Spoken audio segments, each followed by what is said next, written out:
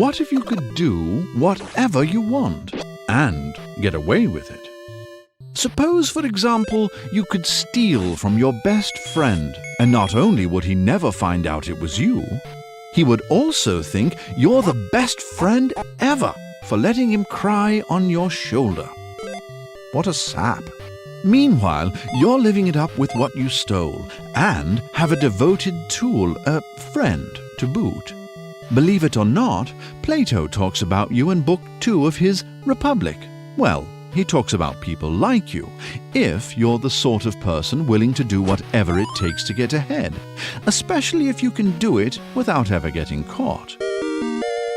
Plato tells us a story, a myth, really, of a lowly shepherd who discovers a mysterious chasm, and inside of it was a magic ring. When he turned the ring so the setting faced his palm, he became invisible. That night, as he sat with other shepherds around the fire, he started turning the ring and noticed that others, thinking he'd left his place, started talking about him. In actual fact, he was invisible. He wasted no time seducing the queen, and, with her help, murdering the king and seizing power.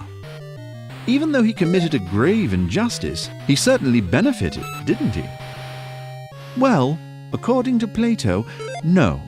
Despite now being infinitely richer and more powerful, Plato thinks the shepherd has not benefited from committing this injustice. But why? Surely it's good to gain some material wealth or social status. Does it really matter how it's achieved? But Plato doesn't think that injustice really is in one's best interest. In fact, just the opposite. You see, according to Plato, justice is inherently valuable. The just person will always be infinitely happier and, thus, richer than the unjust person. For Plato doesn't think that goodness is derived from material or social gain. Thinking that it is what the shepherd got wrong. Justice in the individual is the condition of a harmonious soul governed by reason. You see, Plato thinks the soul has three parts.